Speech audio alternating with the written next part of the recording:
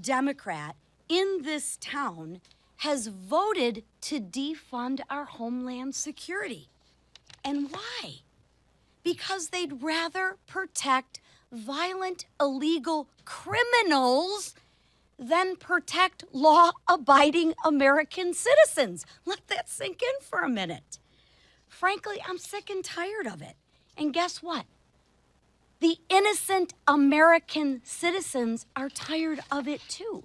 In addition to fighting for an end to the shutdown, House Republicans will take up legislation this week to make sure that foreign nationals who commit fraud can be deported and permanently barred from exploiting more American citizens. I just show you this. And if you think that's unnecessary, let me introduce you to a few people who the Democrats love to support. This man is here illegally from Cuba, who was arrested in Big Rapids, Michigan for credit card fraud. Okay? All right. This man arrested in Carson City, Michigan for fraud and homicide, murder. I think we can all agree he shouldn't be allowed to remain in the country. Another individual in Port Huron, arrested for fraud. A woman in Sandusky, Michigan, also arrested for fraud, right? And that's just in my home state of Michigan. I could keep going without, keep going and going. I mean, this is happening in just my state. I can't even imagine. I mean, we'd be here all day if we had to talk about what's happening in Whip Emer State, right? Minnesota. We wouldn't have enough time. But despite what the liberal media wants you to believe, these are people that law enforcement are targeting.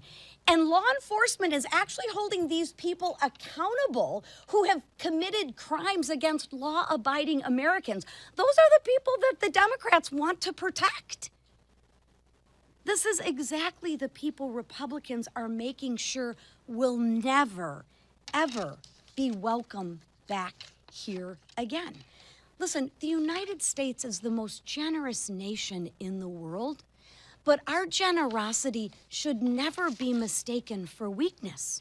When people exploit our system, when they steal from our programs meant to help the most vulnerable Americans, when they commit fraud against our families, they undermine the trust that holds these programs and institutions together.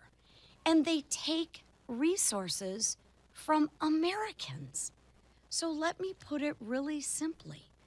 The Biden administration let a lot of these bad people in, like 20 million of them. Terrorists, fraudsters, violent criminals. And now Democrats are playing political games to protect the bad guys and let the American citizens fall to the wayside? Tell me how that makes sense. That needs to end, and that needs to end now. Fund our homeland security. Deport violent criminals. Keep foreign fraudsters out of our country.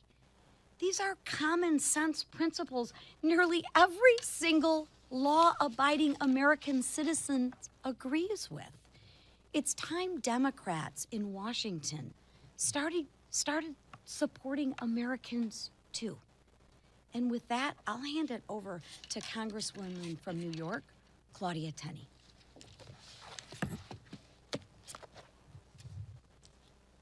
Good morning. Thank you to my colleagues and to everyone here. This is an important piece of legislation. I want to thank everyone here who's supporting it and highlighting it. The Deporting Fraudsters Act addresses a serious problem. Individuals who come to our country and steal from American taxpayers and should not be allowed to remain in our country. This legislation ensures that illegal aliens who defraud the United States government or unlawfully receive taxpayer-funded benefits are inadmissible and deportable under federal law. Current immigration law leaves gaps that allow bad actors to exploit public programs without facing appropriate consequences. This bill closes those gaps and ensures individuals who steal benefits intended for needy American citizens face removal. We have already seen why action is needed. Independent journalist Nick Shirley helped expose a massive fraud scheme showing how organized and widespread these scams can become even when oversight fails. Fraud targeting programs like Social Security, SNAP, and Medicare does not affect just a government budget. It harms seniors who spend their lives paying into these programs, working families trying to get ahead, and vulnerable Americans who rely on these resources. This is not an isolated problem. Last fall, I blew the whistle on Centers for Medicare and Medicaid, exposing how one physician in his 80s billed Medicare over $600 million over the course of the Biden administration, basically from 21 through 2024, with 95% of billings concentrated in the Los Angeles County area. That level of abuse is unacceptable and underscores how vulnerable these programs are without strong accountability.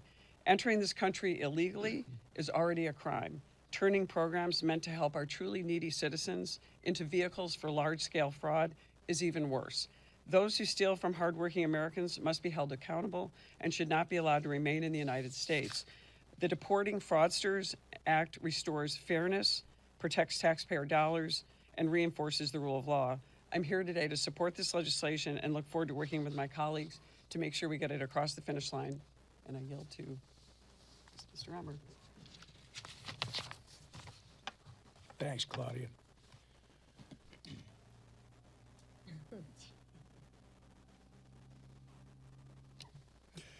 Last week, 2 separate terrorists targeted Americans at a synagogue in Michigan and in a classroom in Virginia. Our prayers are with the family of Lieutenant Colonel Brandon Shaw, who was tragically killed by the monster who opened fire at Old Dominion University. The profile of the ODU terrorist is troubling. A naturalized citizen from Sierra Leone, convicted of attempting to support ISIS in 2016, released from prison early by the Biden administration in 2024, only to carry out a terrorist attack in 2026. The writing was on the wall. Yet the Biden administration's soft on terrorism policies and our nation's current immigration laws let this ISIS-affiliated individual stay in America and walk free. An American life was lost as a direct result. It's common sense that any naturalized citizen who joins or supports a designated terrorist organization should be denaturalized and deported. But under current law, it's virtually impossible to do so. That's why Senator Eric Schmitt and I introduced the SCAM Act earlier this year. This legislation will make it easier to strip terrorists of their citizenship and ship them back to where they came from. It's simple. Terrorists do not belong on U.S. soil, naturalized or not. As our nation faces varying threats, I will remind you that the Democrats have now shut down the Department of Homeland Security for over a month. Airports across the country are feeling the impact. On Friday, TSA workers received $0 paycheck because Democrats continue to block DHS funding. More than 300 TSA officers have quit since the start of this shutdown, the second Democrat shutdown in just 6 months. And can you blame them? Because of the Democrats' reckless political games, the men and women of TSA have been forced to work without pay for 43% of this fiscal year. 43%. It's almost half. Democrats are playing political games while these TSA officers struggle to put food on the table, pay the mortgage, and take care of their families. It's cruel, it's dangerous, and it's time for this to end. Democrats could stop this immediately today if they wanted to. I hope they do. And with that, I turn over to our leader, Steve Scalise. Thank you, Whip. Happy St. Patrick's Day to all of you. We have a number of things that we're doing this week. We are tomorrow bringing a balanced budget amendment to the United States Constitution, a really important debate to have to, number one, do here in Washington what every state in America does, and that is require fiscal discipline, that At the end of each fiscal year, we balance our books, just like families do every year. Those conversations around a kitchen table where you talk about making priorities and ultimately fund the things that are most important, and based on how much money you have coming in, you don't spend more than you take in. Shouldn't Washington have not only that same debate, but that same requirement in the United States Constitution?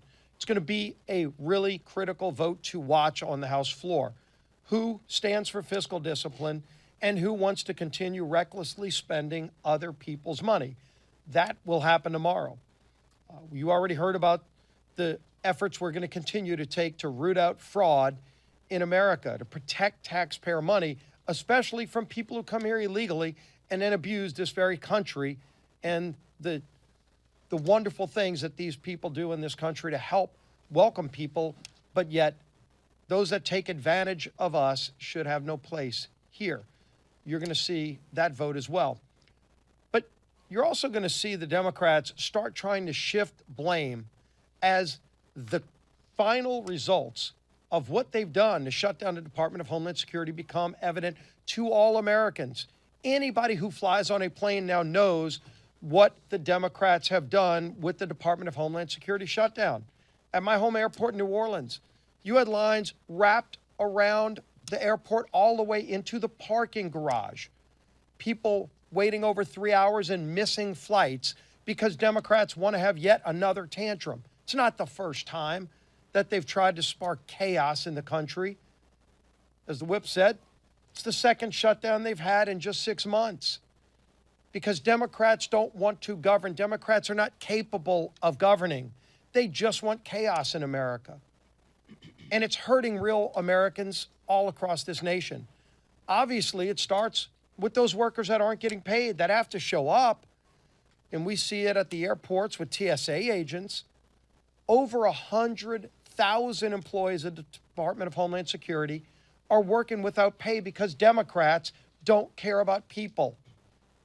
And this week, you're going to hear him talking about a discharge petition. Let me tell you what that is. It's yet another attempt by Democrats to defund the police. It's a defund the police discharge. That's what it is. Why? Because go back to the Summer of Love. You know, when people were burning down cities, Democrats' crazy idea was to defund the police. They tried it. The American people recognized it for what it is, one of the dumbest political ideas maybe in the history of American politics. But the Democrats aren't done with it. Now that you're in another moment of Democrat-created chaos, what is their answer? To defund law enforcement again. That's what their petition does. The American people aren't going to be fooled by it.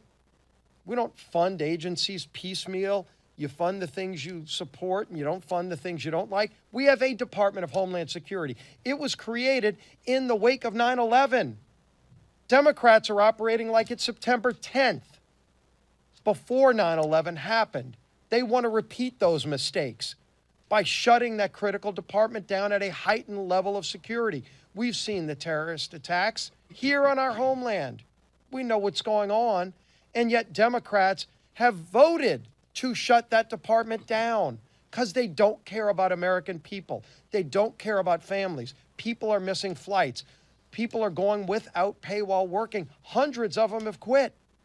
TSA workers that just said, I can't do this anymore. I've got a family to feed. I've got to go get a stable job. And working for the federal government under Democrats' crazy, radical chaos is just not a place where they can be. They're real victims in the Democrats' dangerous game. And now this defund the police discharge is one more example that they're not serious people. But we've got real work to do. And American people are counting on us to get the job done. And the man leading that fight to get the job done is our Speaker of the House, Mike Johnson. Thank you, Leader Scalise. I would say good morning and happy St. Patrick's Day, but it's not a happy day for so many millions of Americans. It's really a difficult one. We're on day 31 since the Democrats decided to shut the government down, the partial shutdown, this time of Homeland Security. This is now the third longest shutdown in American history. They like making history on the other side, the wrong kind. They had the longest shutdown in history last fall, as we all know, and now they've got the third. Today is a direct result of Democrats taking the Department of Homeland Security hostage in order to protect criminal illegal aliens. That's exactly what it is. Here's some of the stats. Roughly 120,000 DHS employees, including 50,000 TSA agents, are going without pay for yet another week. FEMA's ability to respond to natural disasters is increasingly imperiled. We had some big weather events, as you might have noticed, in the last 24 hours. Our agency of government that is responsible for assisting with that is being hampered. American airports obviously are reaching a breaking point, so severe that airlines are pleading with Democrats to please fund the Department of Homeland Security. It's fallen on deaf ears. 4 separate times, Republicans have voted to fully fund DHS since this chaos ensued, 4 times. And on each of those times, Democrats voted almost unanimously to block the funding. Now, instead of doing what's right and putting an end to this charade, Democrats insist on tearing the bill apart piece by piece. Their latest proposal would only partially fund DHS while stripping funding for ICE and Customs and Border Patrol. As Leader Scalise just reminded you, the discharge petition is really a petition to defund the police. Think of it, the law enforcement agencies that are the part of the Department of Homeland Security are what they are targeting. Democrats refuse to reopen TSA and FEMA and the Coast Guard and these other critical functions of government unless they can reopen our borders to illegal aliens, because that's exactly what their gambit would accomplish. This is not a serious position. It is not one that the American people agree with. As one of the primary agencies responsible for protecting the homeland, the Customs and Border Patrol plays an irreplaceable role in our national security framework. This is not a game. Our CBP agents stand on the front lines. They protect our nation against transnational crime and drugs and child trafficking, terrorist threats before they reach our communities. It is our largest federal law enforcement agency. CBP is the largest federal law enforcement agency, and any bill that strips its funding weakens our defenses against terrorist plots, it undermines the integrity of our borders, and it disrupts lawful travel through U.S. ports of entry, including the millions of American and international travelers through process at our airports every single day. Now, it bears repeating, in just the last 2 weeks, we have had 4 jihadist attacks on American soil, all of which originated from perpetrators who were already inside the country. Every one of those attacks falls squarely under the purview of the Department of Homeland Security, and the Democrats don't want to fund it. And now they're demanding we strip funding from the very agency responsible for stopping all of that. It's another dangerous game, a political game by Democrats that's as foolish as it is perilous. I'll make one additional point. Democrats opened our borders wide to tens of millions of illegal aliens for 4 years under Joe Biden, including untold numbers of violent, hardened, and repeat criminals. That is an objective fact, and no one can refute it. They could have closed the border any time. As you all know, I pleaded with President Biden after I became Speaker to do it, and he pretended as though he did not have the authority to close the border. They chose that. They chose to keep the border wide open, and they looked away. And that happened until President Trump was returned to office, and obviously we secured the border in a very short number of days because the law was always there. He always had the authority. And thankfully, we got a commander-in-chief who understands national security and safety. And now when our borders are finally secure and when criminal illegal aliens are finally being held to account for breaking our laws, now the Democrats want to reverse course. They want to go back to open borders. They want to defund the agencies that are responsible for keeping law and order. And now Leader Jeffries has claimed the latest proposal to defund CBP will just allow talks to continue. But you all know, because you're tracking it every day, that's nonsense. Bipartisan talks were already underway before funding lapsed. It was Democrats who walked away from the table. They did it precisely so that they could take the Department of Homeland Security as their next political hostage. They've made a political calculation.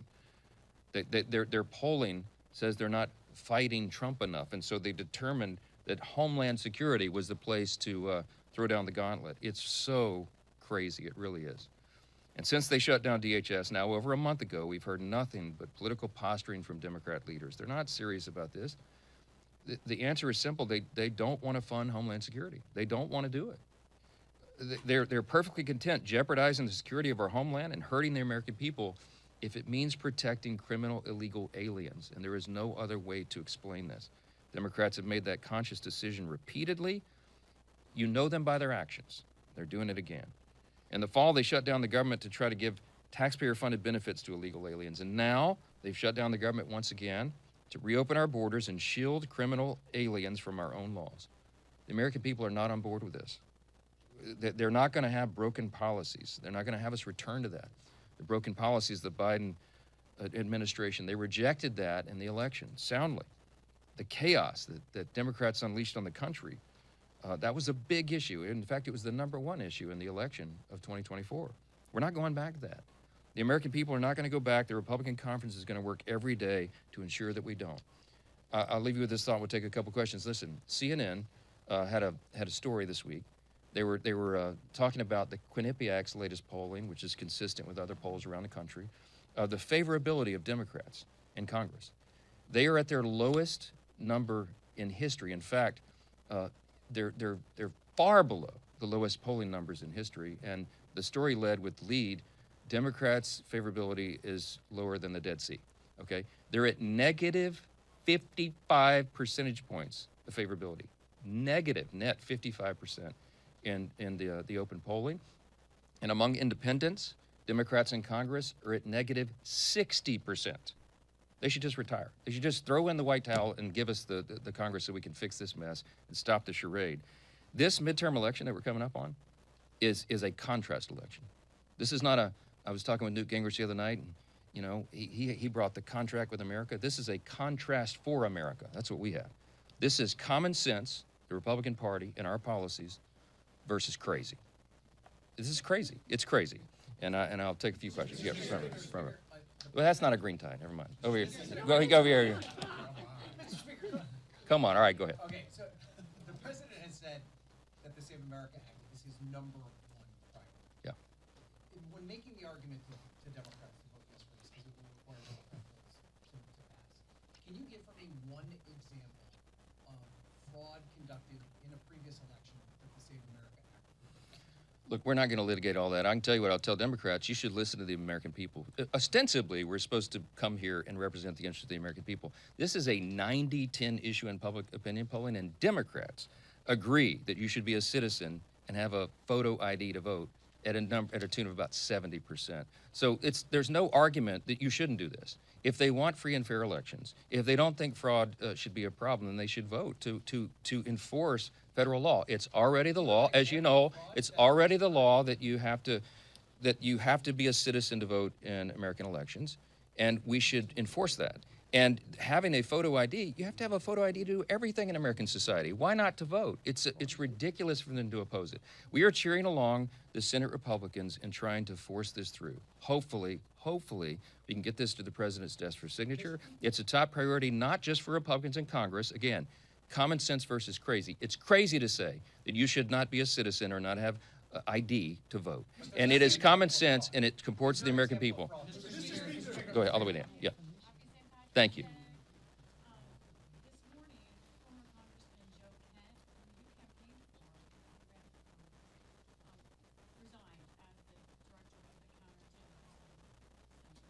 He wrote that he cannot in good conscience support the ongoing war in Iran. He writes, Iran posed no imminent threat to our nature. It's clear that restoring discipline and pressure from Israel is powerful American line. How do you respond to that and to those other Republicans who say that this war is actually putting foreign interests above domestic? Well, that proposition at the end is clearly wrong. I'm on the Gang of Eight. I got all the briefings. We all understood there was clearly an imminent threat, that Iran was very close to the enrichment of nuclear capability, and they were building missiles at a pace that no one in the region could keep up with. They were far outpacing our allies and friends and us in our defense capability, because we had personnel, installations, members of the armed services, and civilians in the region. Iran was building up ballistic missiles at such a rapid pace, and we knew that their plan was to fire them upon Americans. The commander-in-chief and his administration had a very difficult decision to make. I don't know where Joe Kent is getting his information, but he wasn't in those briefings, clearly, because the Secretary of State, the Secretary of War, and everyone, the Joint Chiefs of Staff, General Kane, they had exquisite intelligence, and we understood that this was a serious moment for us. Had the president waited, I am personally convinced that we would have mass casualties of Americans, service members and others, and our installations would have been dramatically damaged. And so we had to, the president felt that he had to strike first to prevent those mass casualties. That's the summary. I can't tell you the classified part, but that's the summary that's made public, and it's accurate. Yeah, Manu. It's been more than 2 weeks since this war was launched by the United States against Iran, yet the House has not had a single public hearing with the cabinet official about the cost to American taxpayers and to American service members. Why has the House not heard testimony from a cabinet official about this war? I don't know if you've noticed, but they've given us multiple Public hearing, briefings. a public hearing, Well, not they're classified briefing. well. It's still, we're in the midst of a couple of weeks long operation that's very sensitive in its mission and scope, and you cannot go outside of the classified briefing to give to the public the information because it would adversely affect our mission. They have well explained this to members of Congress in multiple briefings, both before, during, and after the operation commenced. We had the auditorium full of House members just last. The American public is getting. I've just relayed to you the summary of the non-classified information. All members are out talking about it around the clock. You're following them around with microphones, getting their clips and insights and their opinions. This is being watched very carefully, but we're in the midst of an operation that is winding down. According to the president himself, we are very close to having the mission completed. The Strait of Hormuz is an ongoing issue, and he has, I think, rightfully called upon allies and friends and other nations who depend much more than we do on the Strait of Hormuz being open for their oil supply to step up and assist and put the terrorists and tyrants at bay, because that's good for stability and calm around the world, and America stands for that, okay? We are standing for freedom. We have taken out an enemy that was seeking to do us harm and wipe Israel off the map, and that's a good thing, and it will be a great thing for the stability of prices going forward and the calm around the world. So we ask our allies to step up and acknowledge that reality and help us out. I think that's a very reasonable proposal. Jay. Yeah.